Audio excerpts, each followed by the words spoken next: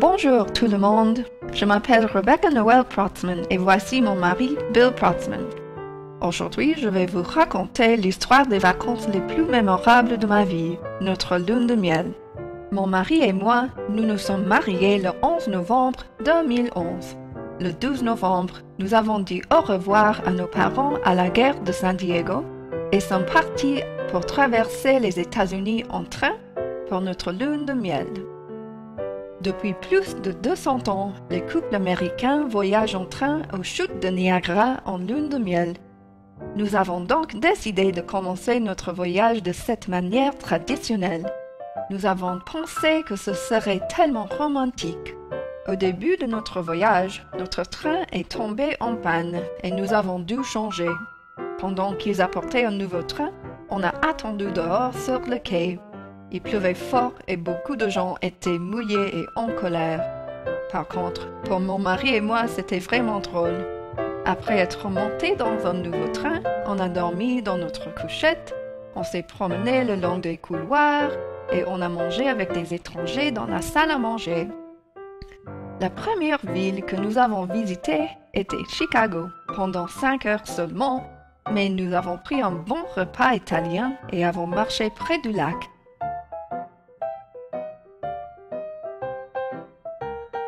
Après notre promenade, nous avons encore changé de train et sommes partis pour Buffalo, New York. Il y avait beaucoup de gens intéressants dans le train et dans les gares. Beaucoup de personnes amish voyageaient par train. À Buffalo, nous sommes restés dans un grand hôtel juste à côté des chutes de Niagara. Il était si joli, tout décoré pour Noël. Notre chambre était au 20e étage avec une vue des cascades. Tout était tellement beau.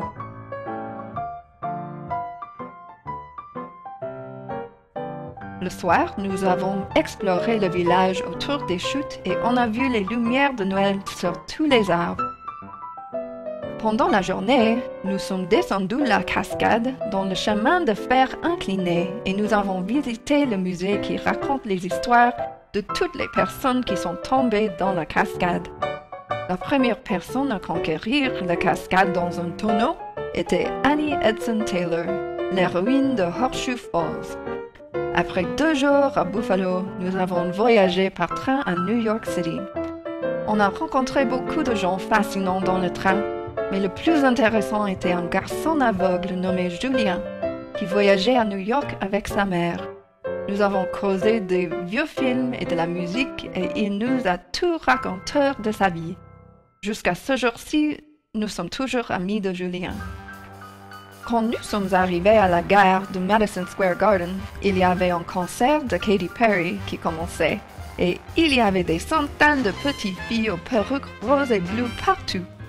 On a pris un taxi effrayant sous la pluie jusqu'à notre hôtel dans le quartier de Greenwich Village. L'hôtel où nous sommes restés était un très bel hôtel ancien construit en 1902, le Washington Square Hotel. Pendant notre première nuit à New York, nous sommes restés dans notre chambre d'hôtel parce que nous étions vraiment fatigués. Le matin, nous nous sommes promenés dans le quartier Greenwich Village et avons admiré les feux d'automne. On a visité aussi la Washington Square Arch ou l'Arc de Triomphe de New York. Une belle arche de marbre construite à Washington Square Park en 1892. Puis, pour nous aider à connaître New York City, nous avons pris un bus touristique autour de la ville. Le bus nous a emmenés dans tous les quartiers de Manhattan.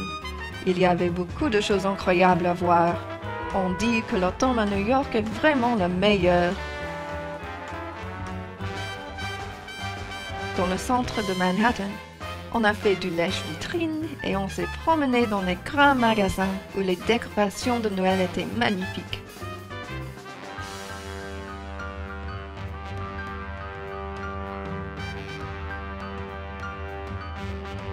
Nous avons continué dans le bus en faisant le tour de Central Park. Il faisait froid en haut du bus, mais il y avait une vue incroyable.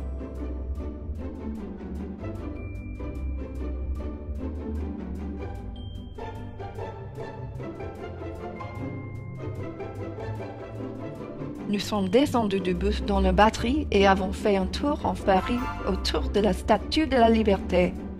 C'était génial de la voir pour la première fois. Elle est très majestueuse et puissante. Ensuite, on a pris le bus vers le quartier de Chinatown. Il y avait beaucoup de restaurants, donc on a pris un bon déjeuner chinois. Nous avons aussi visité le quartier Soho et avons pris un café avec Steven, un bon ami à nous qui avait déménagé à New York pour le mouvement Occupy. Nous étions ravis de le revoir et d'écouter ses histoires. Le lendemain, mon mari et moi avons marché dans Central Park et on a vu beaucoup de choses intéressantes et belles. Il y avait des promeneurs de chiens, des patineurs, des ponts, des statues, des belles feuilles dorées et bien sûr, des embouteillages. J'étais vraiment heureuse quand nous avons mangé un déjeuner très délicieux au restaurant Central Park Boathouse. J'avais vu ce restaurant dans nombre de films et j'étais impatiente d'y manger. Il y avait beaucoup de monde dans le restaurant, mais c'était confortable et magnifique avec ses grandes fenêtres. Il faisait froid mais beau et tous les arbres autour du lac étaient couverts des feux d'automne. Nous avons aussi visité le Plaza Hotel, où se trouvent beaucoup de mes livres et films préférés. L'hôtel était très différent de ce que j'avais imaginé. La moitié était fermée pour faire des appartements privés et l'autre moitié était remplie de boutiques de souvenirs chers. Mais l'hôtel était toujours magnifique. C'était surréaliste d'être là pour la première fois. Nous avons également profité de Manhattan de nuit. Vendredi, on a vu un spectacle au Radio City Music Hall qui s'appelle Rockettes Christmas Spectacular. J'ai voulu voir ce spectacle toute ma vie et c'était vraiment magique. Après avoir vu les Rockettes, nous avons patiné dans le Rockefeller Center.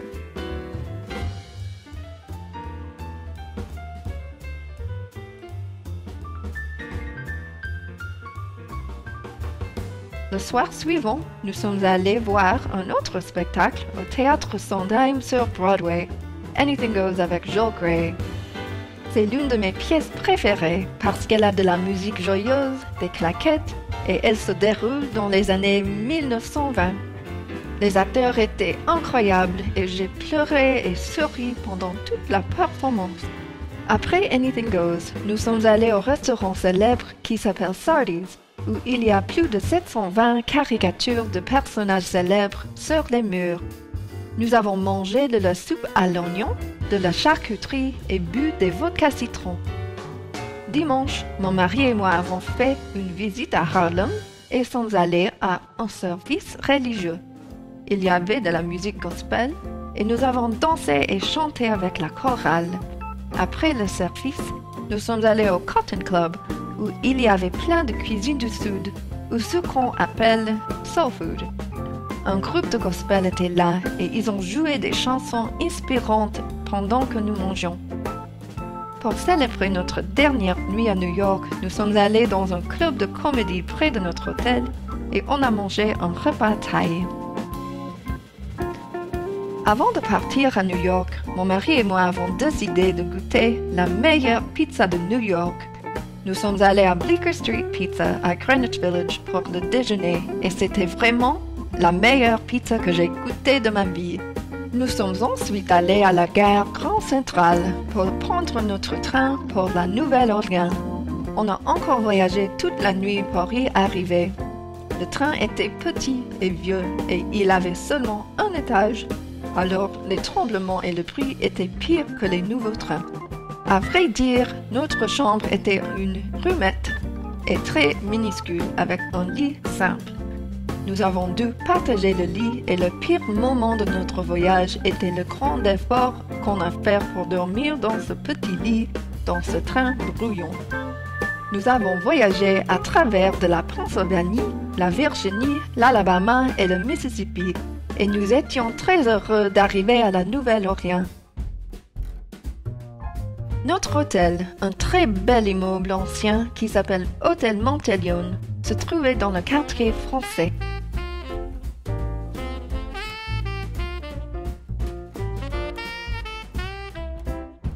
Il pleuvait à verse quand nous sommes arrivés et les rues inondées. Nous avons marché sous la pluie jusqu'à un restaurant de fruits de mer. On a passé 3 jours en dégustant toute la bonne cuisine du Sud.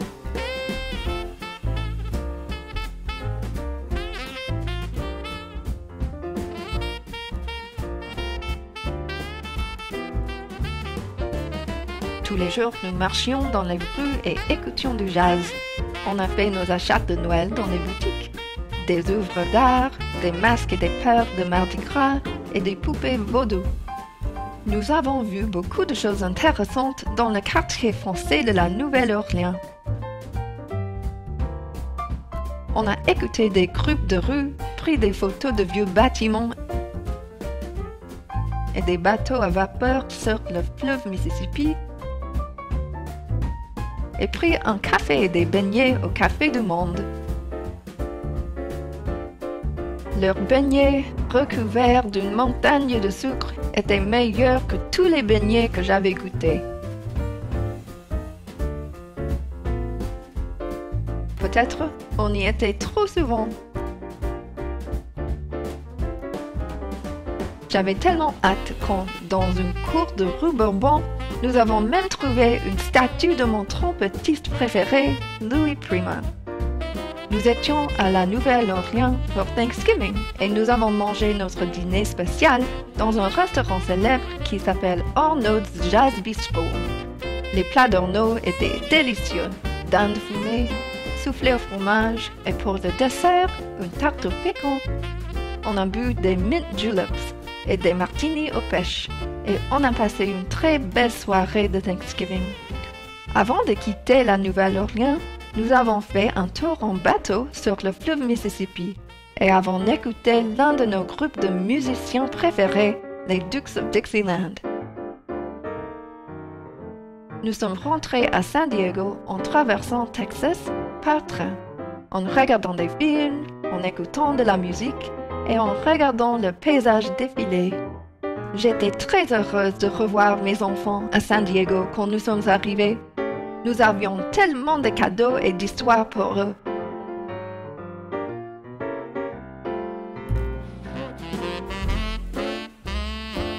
Je suis allée dans de nombreux endroits au cours de ma vie, mais ma lune de miel a été le meilleur voyage.